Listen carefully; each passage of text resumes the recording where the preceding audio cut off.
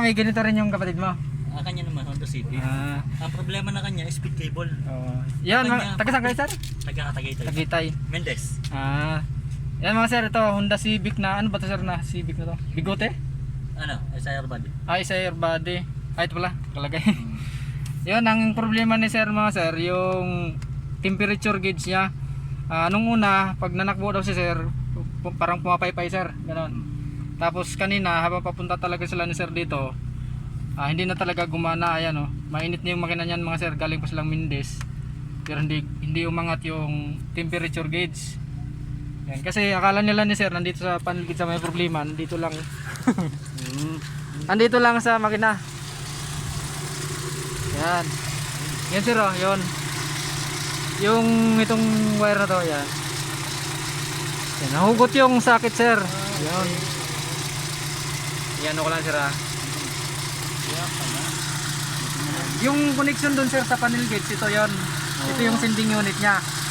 Ito, ilagay ko sir ah.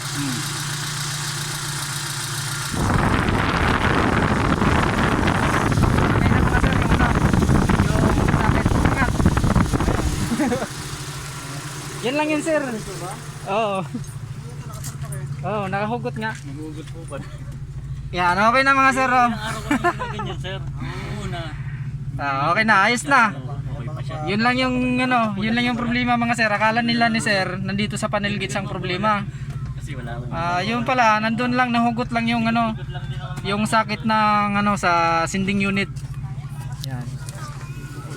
Yung sa mga hindi alam yung ano, yung sakit ng sending unit, nandito lang yung ano. Yung sending unit, baka magkamali kayo, baka akala nyo ito yung sending unit.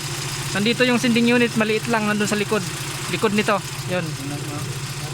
Ito sir ah. Ito sir ah, maliit lang yun. Nandito mga sir, yan. Isang wire lang yun nakakonect. Likod nito, likod nito.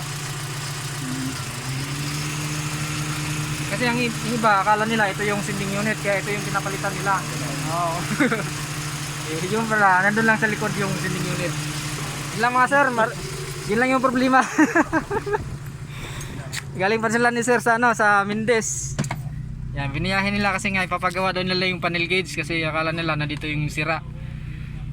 Yung pala, nandun lang sa ano, nandun lang sa makina yung problema. Nahugot lang yung ano, yung sakit ng ano ng sending unit. Goods na. Okay na siya.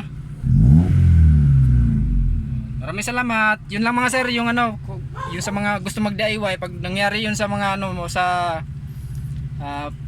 temperature gauge nyo, check nyo muna yung ano, yung sending unit, minsan nahuhugot lang doon bago nyo pagdiskitahan yung ano, yung sa panel gauge.